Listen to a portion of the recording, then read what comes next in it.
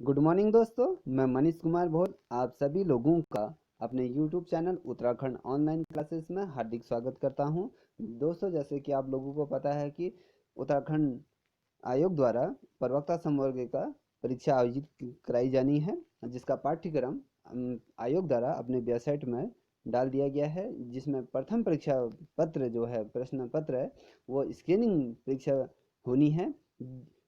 उसी कड़ी को हम आगे बढ़ाते हुए स्क्रीनिंग जो पाठ्यक्रम निर्धारित किया गया, उसी पाठ्यक्रम के आधार पर हम अपनी परीक्षा की तैयारी को निरंतर आगे बढ़ते हुए चलेंगे। टॉपिक वाइज हम उस पर डिस्कस करेंगे। आज उस खंड एक का पहला जो शिक्षण अभिरुचि जो दिया गया है, उसमें हम जो 40 नंबर का प्रश्न आएंगे, उसमें 40 नंबर के उसमें क्वेश्चन आएंगे आपके। उसमें जो पहला जो प्रश्न है वो भारतीय शिक्षा व्यवस्था के अंतर्गत है। राधा कृष्णन आयोग, फिर उसके मुदगाली आयोग, फिर कोठारी आयोग, फिर विश्वविद्यालय अनुदान आयोग, इन सभी चीज़ों पर हम क्रम वाइज चर्चाएं करते रहेंगे। आज का जो हमारा टॉपिक रहने वाला है वो राधा कृष्णन आयोग विश्वविद्यालय, जिसे दूसरे नाम से विश्वविद्यालय आयोग के नाम से भी जाना जाता है। दोस्तों, सर्वप्रथम ये समझने की आवश्यकता है कि ये राधा कृष्णन आयोग बनाने की क्या आवश्यकता पड़ी, जिसे हम विश्वविद्यालय शिक्षा आयोग के नाम से भी जानते हैं। ये आयोग क्यों बनाया, पहले हमें सर्वप्रथम ये समझना होगा। देखो दोस्तों, जब हमारा देश आज़ाद हो गया था, जब स्वतंत्र हो गया था, तो उसके पश्चात क्या हुआ, हमारे देश में कई ऐसी चीज़ें बदलाव हुए। सरकार द्वारा ऐसे कई क्षेत्रों में ऐसे प्रयत्न किए गए जिसमें सुधार लाने की आवश्यकता थी। चाहे वो ग्रामीण क्षेत्र की बात हो, या उत्पादन क्षेत्र में की बात करें, या पूंजी पूंजी क्षेत्र की बात करें, या फिर औद्योगिक दृष्टिकोण पर निर्धारित करें, या शिक्षा के क्षेत्र पर, या स्वास्थ्य के क्षेत्र में सरकार द्वारा विभिन्न क्षेत्रों में प्रयत्न किए गए हैं। दोस्तों, जब हमारा देश आज़ाद हुआ था, तो हमारे देश की शिक्षा व्यवस्था बहुत ही निम्न थी। यहाँ पर उतनी लोग शिक्षित नहीं थे जिस हिसाब से अन्य देशों के सापेक्ष हमारे देश का शिक्षा का स्तर बहुत निम्न था। क्योंकि हमारे देश में जो शिक्षा का स्तर था, स्वतंत्रता पूर्व से जो भारतीय शिक्षा रही, वो सैद्धांतिक तौर पर आधारित थी। क्योंकि यहाँ पर प्रयोगात्मक तौर पर ये शिक्षा हमारे वहाँ आधारित नहीं थी। क्योंकि जो अंग्रेज लोग थे, उन्होंने भारतीयों को आगे बढ़ने नहीं दिया था। उन्हें सिर्फ गुलामी के जंजीरों में जकड़ा रहा। उन्हें शिक्षा पाने का अधिकार नहीं था।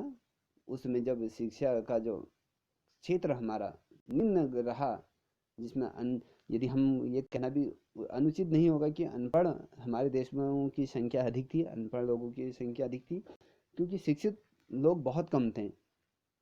जब ये चीज़ें देखी गई सरकार द्वारा, जब हमारा देश आज़ाद हुआ, सरकार गठित हुई, सरकार ने देखा कि भैया हमारे देश में शिक्षा का स्तर बहुत ही दयनीय है, तो सरकार ने इस क्षेत्र में सुधार करने का फैसले किए। और स्वतंत्रता से पूर्व जो हमारे देश की जो सैद्धांतिक मूल्यों पर आधारित जो शिक्षा थी, क्योंकि प्रयोगात्मक तौर पर शिक्षा यहाँ पर दी नहीं जा रही थी, तो क्योंकि यह सैद्धांतिक मूल्यों पर आधारित थी। यदि मैं बात करूँ वास्तविक जीवन से, शिक्षा हमारे कोसों दूर थी। और भारतीय शिक्षा की यदि बात करें, भारतीय शिक्षा का जो स्तर रहा, वो अन्य देशों के तुलनात्मक तौर पर बहुत पिछड़ा रहा। चाहे हम अमेरिका को लें, या फ्रांस को लें, या चाइना को लें, या अन्य देशों को लें, उनकी शिक्षा व्यवस्था के सापेक्ष हमारा शिक्षा व्यवस्था बहुत ही गौण साबित रहा। जब हमारा देश में सरकार का गठन हुआ, तो सरकार ने शिक्षा के क्षेत्र में सुधार लाने के लिए केंद्रीय स्तर पर सलाहकार बोर्ड का गठन किया, जिसके अंतर्गत अंतः विश्वविद्यालय शिक्षा परिषद में भारत सरकार को विश्वविद्यालय आयोग का गठन करना पड़ा। और उसका सुझाव दिया गया कि भैया हमारे देश में शिक्षा व्यवस्था अच्छी होनी चाहिए, और हमारे देश का जो शिक्षित वर्ग है को शिक्षा प्राप्त करने का अधिकार होना चाहिए। क्योंकि शिक्षा का स्तर निम्न होने के कारण सभी लोग शिक्षा ग्रहण नहीं कर पा रहे थे। ठीक है। इस चीज को देखते हुए सरकार द्वारा केंद्रीय शिक्षा सलाहकार बोर्ड तथा अंतः विश्वविद्यालय शिक्षा परिषद ने भारत सरकार को शिक्षा आयोग बनाने का एक सुझाव दिया। जो यह शिक्षा आयोग बना वो 4 नवंबर 1948 में डॉक्टर सर्वपल्ली राधाकृष्णन की अध्यक्षता में भारत सरकार द्वारा विश्वविद्यालय शिक्षा आयोग का गठन किया गया। कभी क्वेश्चन आ जाता है, विश्व शिक्षा आयोग का गठन किसके द्वारा किया गया, इसका दूसरा नाम क्या है? वो राधाकृष्णन आयोग है, जो 4 नवंबर 1948 को डॉक्टर सर्वपल्ली राधाकृष्णन की अध्यक्षता में ये आयोग का गठन किया गया। इस आयोग ने 25 जुलाई 1949 में भारत सरकार को अपनी आख्या सौंपी, जिसमें शिक्षा के क्षेत्र में महत्वपूर्ण उल्लेखों का जिक्र किया गया था और साथ ही इसके अंतर्गत सरकार को शिक्षा के क्षेत्र में कड़े कदम उठाने के सुझाव दिए गए थे। जब ये आख्या सरकार को समर्पित की गई तो इस आख्या में 747 पृष्ठ थे और इसमें जो जो में इतने पन्ने इसमें लगे गए थे और जो 747 पृष्ठ का जो ये आख्या थी उसमें 15 अध्यायों में इसको विभाजित कर दिया गया था। इस जो आयोग को जो ये सिफारिश एक तौर पे कहा जाए जब सरकार को सौंपी गई, जिसके अध्यक्ष राधाकृष्णन जी को बनाया गया था, जब ये चीजें हुई तो राधाकृष्णन आयोग के नाम से शिक्षा आयोग का गठन किया गया। यदि मैं बात करूं डॉक्टर सर्वपल्ली राधाकृष्णन की, ये भारत सरकार के प्रथम उपराष्ट्रपति रहे। यदि मैं भारत के ये प्रथम उपराष्ट्रपति रहे, साथ ही ये भारत के दूसरे राष्ट्रपति के तौर पर इनका कार्यकाल रहा, क्योंकि ये पहले व्यक्ति रहे जो उपराष्ट्रपति तथा साथ ही राष्ट्रपति भी बने। डॉक्टर सर्वपल्ली राधाकृष्णन को देश का पहला भारत रत्न से सम्मानित किया गया। इससे पूर्व भारत रत्न किसी व्यक्ति को नहीं दिया गया था। कभी क्वेश्चन आ जाता है कि भारत रत्न सर्वप्रथम किसको दिया गया है? वो राधाकृष्णन जी को दिया गया था। जो ये भारत रत्न दिया गया था, ये देश का जो पहला भारत रत्न था, ये 1954 को डॉक्टर सर्वपल्ली राधाकृष्णन को दिया गया। साथ ही उनके साथ चक्रवर्ती गोपालाचार्य और वेंकट रमन राधाकृष्णन को ये भारत रत्न से सम्मानित किया गया था 1954 में। जब भारत की स्वतंत्र प्राप्ति हुई उसके पश्चात राधाकृष्णन आयोग जो स्वतंत्र भारत का पहला शिक्षा आयोग बना। इससे पूर्व जब हम अंग्रेज हुकूमत हमारे देश में व्याप्त थी, उस टाइम से शिक्षा के क्षेत्र में किसी प्रकार का कोई आयोग ब्रिटिश सरकार द्वारा या भारत सरकार द्वारा नहीं बनाया गया था। ये आयोग बनाया गया था वो 25 अगस्त 1949 को ये आयोग का गठन किया गया। इस आयोग के बनने से भारतीय शिक्षा व्यवस्था में कई ऐसे उतार चढ़ाव देखने को प्राप्त हुए, जिससे कि हमारी शिक्षा व्यवस्था में सुधार होने प्रारंभ हुए और इसके माध्यम से चाहे माध्यमिक शिक्षा की बात करें, उच्च शिक्षा की बात करें, सभी शिक्षा के क्षेत्रों में अग्रणी योगदान इस आयोग द्वारा रहा। यदि मैं बात करूं विश्वविद्यालय शिक्षा आयोग की बात करूं, ये उच्च शिक्षा को बढ़ावा देती है, ठीक है।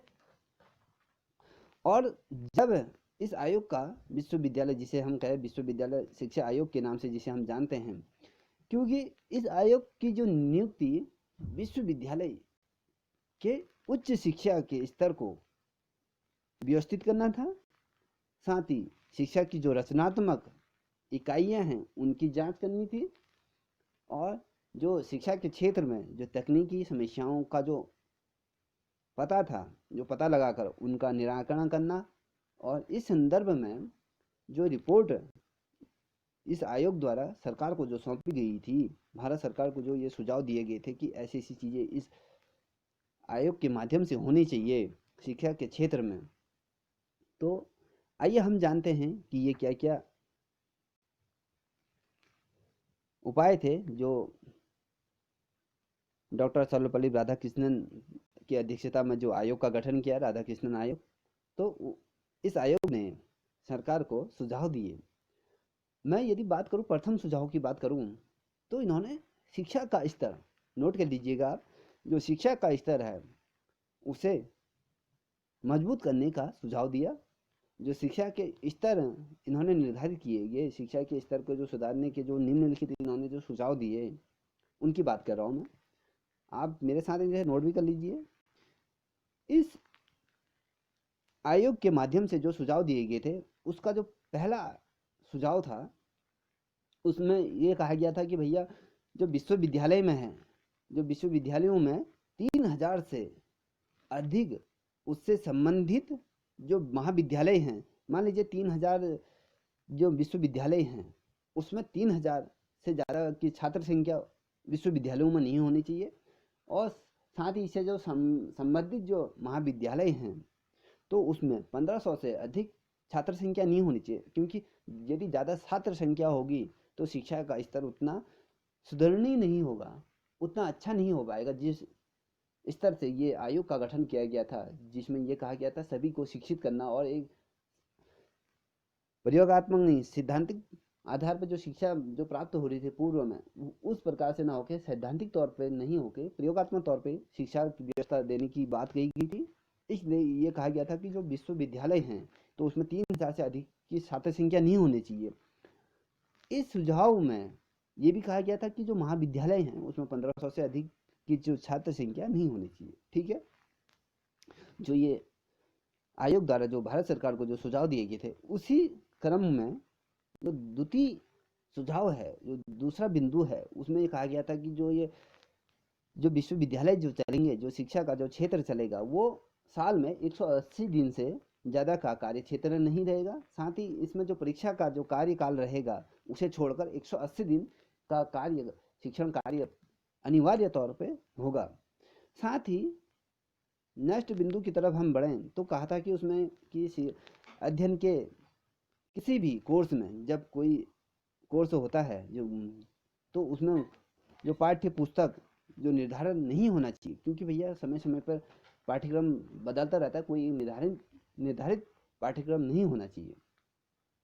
और परीक्षा के जो स्तर को उठाने की बात कही गई थी, उसमें प्रथम, द्वितीय, तृतीय श्रेणियों में इसे विभाजित कर दिया गया था, जिसमें उन्होंने निर्धारित कर, जो प्रथम श्रेणी में उत्तीर्ण होता है तो उसे 70% से ऊपर की बात की गई थी। जो द्वितीय श्रेणी में उत्तीर्ण होता है उसे 55% की बात की गई थी। जो तृतीय श्रेणी में पास होता है उसका क्राइटेरिया 40% का होना चाहिए।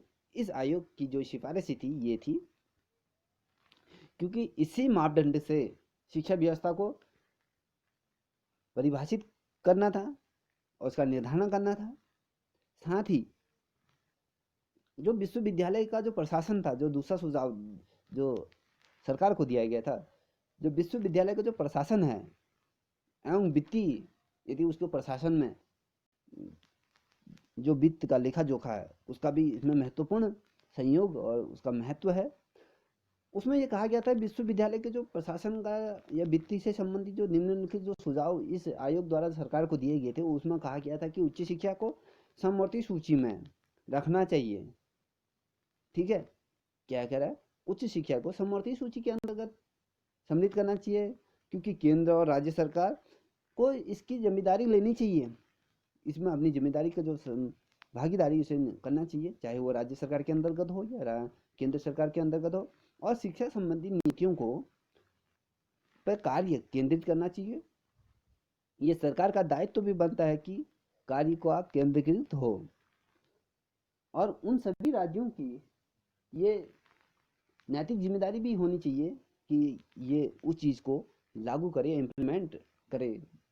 अपने राज्य के अंतर्गत जो महाविद्यालय है, जो उच्च शिक्षा के क्षेत्र में, तो ये चीज़ें उसके अंतर्गत होनी चाहिए। ये इस इस आयोग की सिफारिशों के अंतर्गत कहा गया था।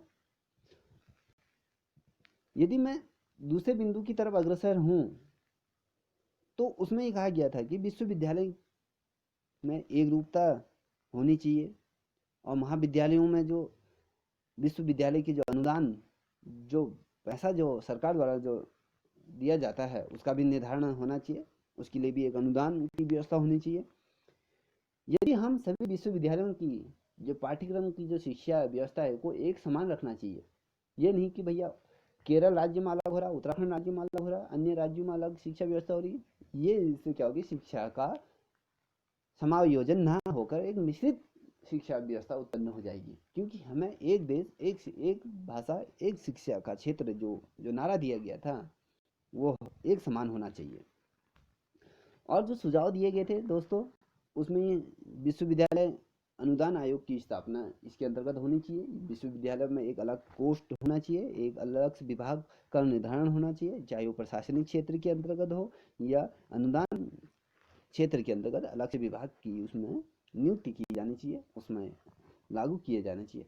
और जो तीसरा बिंदु है, जो तीसरा बिंदु जो सरकार को जो समर्पित किया गया था इस राधा कृष्णन आयोग के द्वारा, उसमें ये कहा गया था कि विश्वविद्यालय की जो शिक्षा की जो रचना है और जो संगठन है, उस पर चर्चाएं की गई थी, उसका जो सुझाव दिए गए थे, उसमें कहते हैं कि विश्वविद्यालय की जो शिक्षा रचना और संगठन के लिए इस आयोग द्वारा निम्नलिखित सुझावों को सरकार के सम्मुख से प्रस्तुत किए गए थे, जिसमें 747 पन्नों का जो जो पृष्ठ जो सरकार को जो ये रिपोर्ट सम्मिलित की गई थी, जिसमें 15 अध्याय के द्वारा जो 15 अध्याय इसमें सम्मिलित हैं, ठीक है, क्योंकि ये पूरे संपूर्ण भारतवर्ष के लिए शिक्षा व्यवस्था को लागू करना था, तो क्योंकि इसमें होना ही था।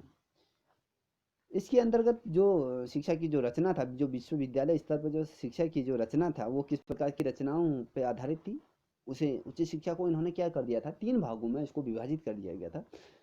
जो स्नातक स्तर की जो परीक्षा है वो 3 वर्ष का होना चाहिए, और जो स्नातकोत्तर जिसे हम पीजी कहते हैं, वो 2 वर्ष का होना चाहिए। क्योंकि जब इस आयोग द्वारा, राधा कृष्णन आयोग हैं या फिर विश्वविद्यालय शिक्षा आयोग द्वारा ही निर्धारित किया गया था कि भैया स्नातक की पढ़ाई 3 वर्ष की होनी चाहिए, और जो एमए का जो स्नातकोत्तर की जो पढ़ाई होती है वो 2 वर्ष की होती है।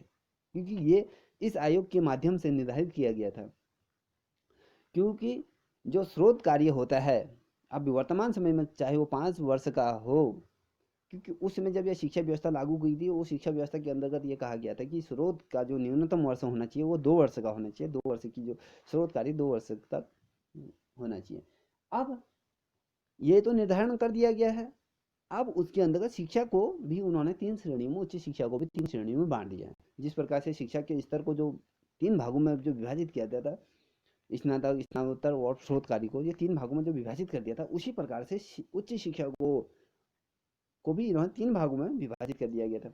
यदि मैं बात करूं, जिसके अंतर्गत हम कहते हैं कि कला वर्ग, विज्ञान वर्ग और व्यावसायिक और तकनीकी वर्ग में, 3 वर्गों में विभाजित कर दिया। यदि एक ही व्यवस्था होती, मान लीजिए दोस्तों, अगर एक ही व्यवस्था होती, तो हम कैसे निर्धारित कर पाते कि भैया ये साइंस साइड का स्टूडेंट है, ये आर्ट साइड का स्टूडेंट है, ये टेक्निकल क्षेत्र का स्टूडेंट है? क्योंकि दुविधा हो जाती ना। इस दुविधा को दूर करने के लिए ही तो शिक्षा के स्तर को 3 भागों में विभाजित कर दिया, जिसे हम आज की डेट में कला वर्ग, विज्ञान वर्ग या व्यवसायिक या तकनीकी वर्ग को जो हम आज जानते हैं। क्योंकि आज आप लोगों को पता है, लोग बीटेक करते हैं, एमटेक करते हैं, एमबीबीएस करते हैं, अलग अलग क्षेत्रों में अलग अलग कार्य करते हैं। तो अगर यदि एक होता तो ये हौच पौच हो जाती ना। तो इसी व्यवस्था को बनाए रखने के लिए, क्योंकि ये हौच पौच ना होते हुए एक सुचालित तौर पे शिक्षा को एक सही दिशा की तरफ अग्रसर किया जाए और उसे सही तरीके से इम्प्लीमेंट किया जाए समाज में, तो ये 3 व्यवस्थाओं पर इसको बांट दिया गया था। क्योंकि भैया यदि हम कहें कि यदि हम कला क्षेत्र की तरफ बढ़ रहे हैं या विज्ञान वर्ग की तरफ बढ़ रहे हैं, तो उसके क्राइटेरिया अलग अलग कर दिए गए ना। यदि ये चीज़ नहीं होती तो आप सोच लीजिए किस प्रकार का माहौल उत्पन्न होता देश के अंतर्गत। हम निर्धारित ही नहीं कर पाते भैया कि मेरा क्षेत्र किस तरफ है, मैं किस क्षेत्र की तरफ अग्रसर होना चाहता हूँ, अगला बंदा किस क्षेत्र की तरफ अग्रसर होना चाहता है। इस आयोग के माध्यम से ये चीज़ों को सुचारू तौर पे संगठित किया गया था। ठीक है, जब संगठित किस प्रकार से होगा, क्योंकि कहीं पर किसी चीज़ को एक तौर पे लागू करना, तो उसे संगठित तौर पे कर दिया गया ना सरकार द्वारा। जो आयोग के जो लोगों को निर्धारित किया गया था, जो राधा कृष्णन आयोग द्वारा शिक्षा को 3 श्रेणियों में विभाजित कर दिया गया। ठीक है, यदि अब मैं व्यावसायिक और तकनीकी की बात करूं, इन विषयों पर विश्वविद्यालयों को ये अधिकार दिया गया था कि ये अलग अलग विभाग इसके अंतर्गत खोले, चाहे कोई टेक्निकल से। अब ये देखिए ना दोस्तों, यदि मैं कहूँ टेक्निकल क्षेत्र के अंतर्गत बहुत ढेर सारी चीज़ें आती हैं। अब मैं एक ही विभाग उत्पन्न कर दूं, एग्जाम्पल के लिए दे रहा हूँ मैं, कि मैं बात करूं भैया टेक्निकल क्षेत्र के अंदर विद्युतीकरण की बात करूं, या मोटर मैकेनिक की बात करूं, या फिर क्राफ्ट डिजाइनिंग की बात करूं, या कोई भी ऐसी जो तकनीक की बात करूं जो तकनीकी शिक्षा से जुड़ती है, तो उसका अलग अलग विभाग होना आवश्यक है ना भैया। जो मोटर मैकेनिक का है तो मोटर मैकेनिक के विभाग में की तरफ जाए। जो बीटेक जिसे जिसे क्राफ्ट एंड कटिंग की तरफ जाना है वो उस तरफ, अगर जिसे इलेक्ट्रिसिटी की तरफ जाना है उसे अलग क्षेत्र में जाए। अलग अलग जब क्राइटेरिया होगा तो सुविधा भी होगी ना, उसी प्रकार से व्यक्ति का शिक्षा का स्तर भी ब्रॉड होगा, उसका विकास भी उतने अच्छी तरीके से होगा। तो अलग विभाग खोलने की इसके अंतर्गत सिफारिशें दी गई थी। और साथ ही ये कहा गया था कि शिक्षा कृषि के क्षेत्र में शिक्षा, वाणिज्य के क्षेत्र में शिक्षा, तकनीक के क्षेत्र में शिक्षा, और चिकित्सा के क्षेत्र में शिक्षा, और कानून के क्षेत्र में शिक्षा है। अब देखिए, जो जो शिक्षक बनना चाहता है उसके लिए अलग विभाग होना चाहिए। जो बीएड एमएड जो करते हैं उसके लिए अलग सा प्रकोष्ठ है, जो अलग से संकाय का निर्धारण करना चाहिए। और जो कृषि के क्षेत्र में, जो एग्रीकल्चर के क्षेत्र की तरफ बढ़ना चाहता है, उसे एग्रीकल्चर के क्षेत्र में, जिसे इकोनॉमी की तरफ जाना चाहता है, जिसे अकाउंटिंग की तरफ जाना है, वो वाणिज्य के क्षेत्र की तरफ अग्रसर अलग उस विभाग में अपना एडमिशन करें। जो तकनीकी व्यवसाय के अंतर्गत जाना चाहता है वो तकनीकी व्यवसाय में विभाग में अपना एडमिशन कराएं। और जिसे चिकित्सा मेडिकल के क्षेत्र की तरफ जाना है वो मेडिकल के कोर्स की तरफ अग्रसर हो। और जिसे लॉ करना है, कानून की पढ़ाई करनी है, वो कानून की तरफ विभाग की तरफ अग्रसर हो, उस विभाग में अपना एडमिशन कराएं। ये क्राइटेरिया में इन्होंने विभाजित कर दिया गया था, क्योंकि ये बहुत महत्वपूर्ण है दोस्तों। क्योंकि पहला ही जो पाठ्यक्रम निर्धारित किया गया है शिक्षण अभिरुचि के अंतर्गत, ये महत्वपूर्ण है, इससे कई बार क्वेश्चन पूछे जाते हैं। ठीक है, जिसमें कानून की शिक्षा भी इसमें ग्रहण हो, ये चीज़ों में अलग अलग चीज़ों में इसको विभाजित कर दिया गया। अब इसका उद्देश्य क्या था? अब देखो, उद्देश्य भी अब इसके अंतर्गत आ रहा है। जो मैं कह रहा हूँ, जो विश्वविद्यालय जो शिक्षा आयोग है, जिसे हम राधा कृष्णन आयोग के नाम से भी जिसे हम संबोधित करते हैं, इसके निम्नलिखित उद्देश्य भी हैं। यदि मैं इन उद्देश्यों की बात करूं, तो इसके अंतर्गत कहा था कि विश्वविद्यालय शिक्षा के उद्देश्यों को निश्चित और सुनिश्चित करना चाहिए कि भैया ये चीज़ हम इम्प्लीमेंट कर रहे हैं, तो शिक्षा को यहाँ पर इस उद्देश्य से लागू करें, तो वो उद्देश्य को उसकी पूरी पूर्ति होनी चाहिए, उस उद्देश्य को उसने प्राप्त करना चाहिए, ये चीज़ें होनी चाहिए। इसके अंतर्गत पुनर्गठन का भी और पाठ्यक्रम की भी चर्चा होनी चाहिए। इसके अंतर्गत प्राध्यापक की प्रधानाचार्य की नियुक्ति उसमें और शिक्षक की भी नियुक्ति होनी चाहिए। भैया हमने ये प्रकोष्ठ खोल दिया, छात्र संख्या भी देखनी चाहिए, शिक्षक की भी नियुक्ति होनी चाहिए, छात्रावास की भी सुविधाएं होनी चाहिए, और जो अधिवक्ता जो माध्यम जो होना चाहिए उसका भी नियुक्ति होनी चाहिए, और पुस्तकालय का भी उसमें गठन किया जाना चाहिए। इस काम प्रमुख उद्देश्य था। ठीक है, अब यदि मैं बात करूं दोस्तों, विश्वविद्यालय की जो शिक्षा के आयोग के जो सदस्य थे, जो इस आयोग को गठित करने के लिए जो शिक्षा, जो इन लोगों का जो पैनल आयोजित किया गया था, जो गठन किया गया था, इस पैनल के अंदर इतने लोगों का ने भाग ले लिया। यदि मैं अब आपको दूसरे शब्दों में समझाता हूँ, यदि हम किसी कार्य प्रणाली को आयोजित करते हैं, बनाते हैं, किसी चीज़ को यदि हम प्रयोग मनाते हैं तो उसकी एक कमेटी गठित होती है। कमेटी में इतने सदस्यों को नामित करते हैं, इतने सदस्य इसके अंतर्गत होने चाहिए। अब मान लीजिए जिस प्रकार से कॉन्स्टिट्यूशन ऑफ इंडिया, भारत का संविधान को बनाया गया था, उसमें कितने लोगों को सदस्यता, इतने लोग इसके अंतर्गत होने चाहिए, इसका काम ये होगा, इसका काम ये होगा, ये चीज़। इसके अध्यक्ष के तौर पे भी भीमराव अम्बेडकर को उनका अध्यक्ष बनाया गया था। ठीक है, इसमें 7 सदस्यों ने प्रतिभाग किया था संविधान को बनाने में। ठीक है, उसी प्रकार से इस आयोग को भी बनाने के लिए सदस्यों की आवश्यकता थी, क्योंकि हमने आयोग का गठन कर दिया। तो विश्वविद्यालय आयोग, जिसे हम राधा कृष्णन आयोग के सदस्यों के बात करें, उनके नाम निम्नवत हैं। कभी क्वेश्चन पूछा जाता है कि इस आयोग में, कभी क्वेश्चन आ जाता है कि मान लीजिए चार क्वेश्चन, 4 ऑप्शन दिए गए हैं, उसमें इस आयोग का एक सदस्य का नाम डाल दिया कि भैया राधा कृष्णन आयोग में कौन कौन से सदस्य थे, उनमें से एक सदस्य का नाम डाल दिया। तो आपको याद होना चाहिए कि कौन कौन से सदस्य इस आयोग के अंतर्गत रहे हैं। ठीक है, जो इसका अध्यक्ष बनाया गया था वो डॉक्टर सर्वपल्ली राधाकृष्णन को बनाया गया था। आपको पता ही है, ये उपराष्ट्रपति रहे, राष्ट्रपति रहे, हमारे द्वितीय राष्ट्रपति हमारे देश के रहे हैं। और यदि मैं इनके सदस्य की बात करूं, इस आयोग के जो पैनल के जो सदस्य रहे, क्योंकि अध्यक्ष के तौर पर तो राधाकृष्णन को अध्यक्ष बनाया गया था। और सदस्यों की बात करें, इसमें जो पहला नाम आता है डॉक्टर राधाचंद्र पहले सदस्य रहे, सर जेम्स ए द्वितीय सदस्य रहे, तृतीय सदस्य के तौर पर डॉक्टर जाकिर हुसैन को भी इस आयोग के सदस्य के तौर पर नामित किया गया था। डॉक्टर आर्थर को भी इस आयोग के सदस्य के तौर पर नामित किया गया था। और सबसे बड़ी बात है, इस आयोग के अंतर्गत है डॉक्टर ए लक्ष्मण स्वामी मुदगाली, जो आयोग का जो गठन हुआ था, उनको भी इस आयोग का सदस्य नियुक्त किया गया था। और साथ ही डॉक्टर मेघानंद शाह, डॉक्टर कर्म नारायण बहल, डॉक्टर जॉनसन और जे गेरिट तथा श्री निर्मल कुमार सिद्धांता को भी इस आयोग का सदस्य नामित कर दिया गया था। ठीक है दोस्तों,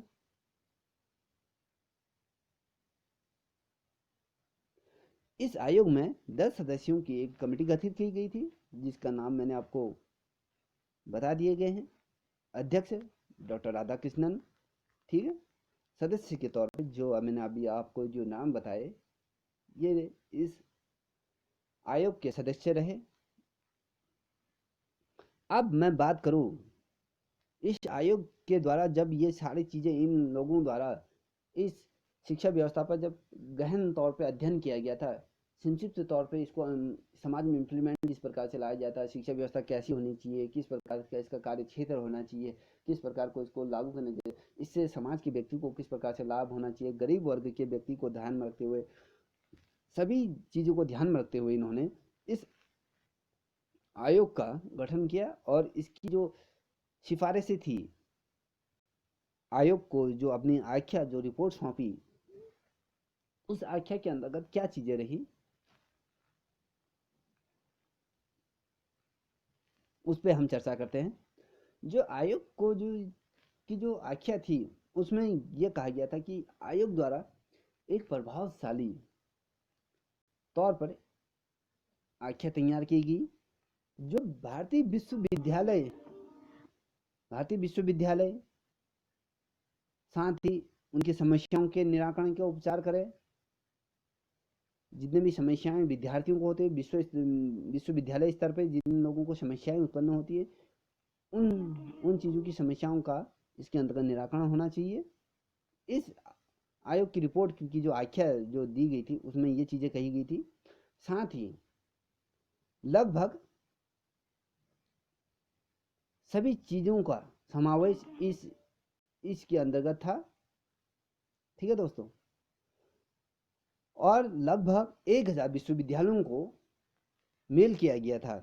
जब ये चीज़ें इम्प्लीमेंट में ला रहे थे, तो उसमें जो हमारी जो शिक्षा व्यवस्था थी, सिद्धांतिक तौर पे जो चल रही थी, तो उस समय के जो विश्वविद्यालय का गठन हुए थे, जो विश्वविद्यालय हमारे समाज में व्याप्त थे, वो 1000 विश्वविद्यालयों को ये मेल किया गया था। इस जो आख्या को मेल की गई थी, जिसमें से 600 ने जवाब दिया और उनको वापस भेज दिया गया। ठीक है।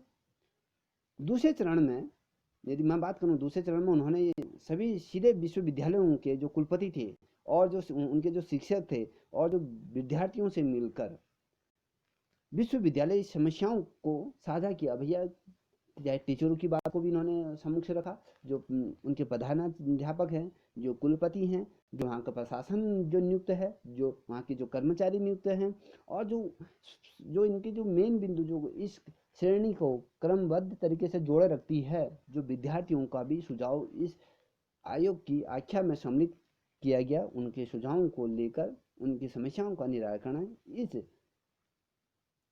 रिपोर्ट में साझा किया गया है कि भैया कि शिक्षक विद्यार्थियों के बीच ये समस्याएं उत्पन्न हो सकती हैं, शिक्षकों के बीच ये समस्याएं उत्पन्न होती है, चाहे प्रशासनिक क्षेत्र में कहें या वित्तीय क्षेत्र में कहें या अनुदान आयोग के जो जो अलग अलग जो प्रकोष्ठ निर्धारित कर दिए गए थे इस आयोग के गठन में, जो चीज़ें सरकार को जो सौंपी गई थी, उन सभी चीज़ों को मिलकर जो समस्याएं उत्पन्न होती है, जो विद्यार्थियों से जो मिलकर जो विश्वविद्यालय की जो समस्याओं को साझा किया गया था, इस आयोग ने उसको पूर्ण करते हुए 9 महीने का जो समय इस आयोग की रिपोर्ट को जो देने में लगा, 9 महीने का इस समय विश्वविद्यालय आयोग का जो आख्या थी जो गठन करने में लगा, इसमें लगा, क्योंकि कार्य आख्या का जो कार्य था, जो इस आख्या का जो कार्य का जो प्रारंभ कर दिया गया था, वो 4 नवंबर 1948 को इस आयोग को गठन करने की बात कही गई थी और इसकी शुरुआत तब से प्रारंभ हो चुकी थी।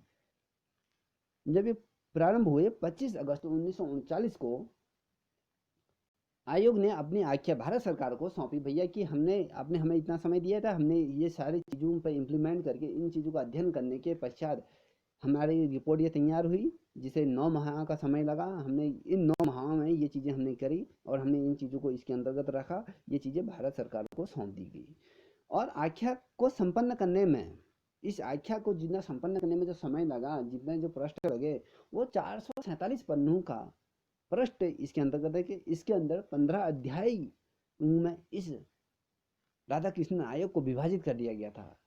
क्योंकि भैया ये हमारे देश की शिक्षा व्यवस्था की बात थी, क्योंकि हमारे देश की यदि किसी देश को यदि विश्व पटल पर अपना प्रतिनिधित्व करना है तो शिक्षा के माध्यम से ही अपने देश को अग्रणी क्षेत्रों में हम ला कर खड़ा कर सकते हैं। विश्व स्तर पर, अंतर्राष्ट्रीय स्तर पर अपने देश को स्थापित कर सकते हैं। शिक्षा व्यवस्था से ही किसी देश की उन्नति होती है, चाहे आर्थिक क्षेत्र में कहें या तकनीकी क्षेत्र में कहें, किसी भी क्षेत्र में हमारे देश की अर्थव्यवस्था को मजबूत जो प्रदान करती है, जो मजबूताई जो प्रदान करती है, वो शिक्षा व्यवस्था ही करती है। क्योंकि शिक्षा व्यवस्था हमारे देश का एक अभिन्न अंग है। जिस प्रकार से हमारे देश संविधान द्वारा जो मूल अधिकार निर्धारित कर दिए गए हैं, एक व्यक्ति को अपने जीवन को व्यतीत करने के लिए जिस प्रकार से भोज्य पदार्थों की, जल, वायु, इन चीज़ों की आवश्यकता पड़ती है, उसी प्रकार से मनुष्य जीवन को यापन करने के लिए शिक्षा का बहुत महत्वपूर्ण योगदान रहा है। ठीक है दोस्तों, आज हमने जो चर्चा करी राधा कृष्णन आयोग के संबंध में, आपके सम्मुख हमने चर्चाएं रखी। यदि ये वीडियो पसंद आए तो प्लीज़ लाइक एंड शेयर कीजिए। जितने भी छात्र छात्राएं प्रवक्ता संवर्ग की परीक्षाएं की तैयारी कर रहे हैं, कृपया उन्हें भी ये वीडियो शेयर करें। धन्यवाद।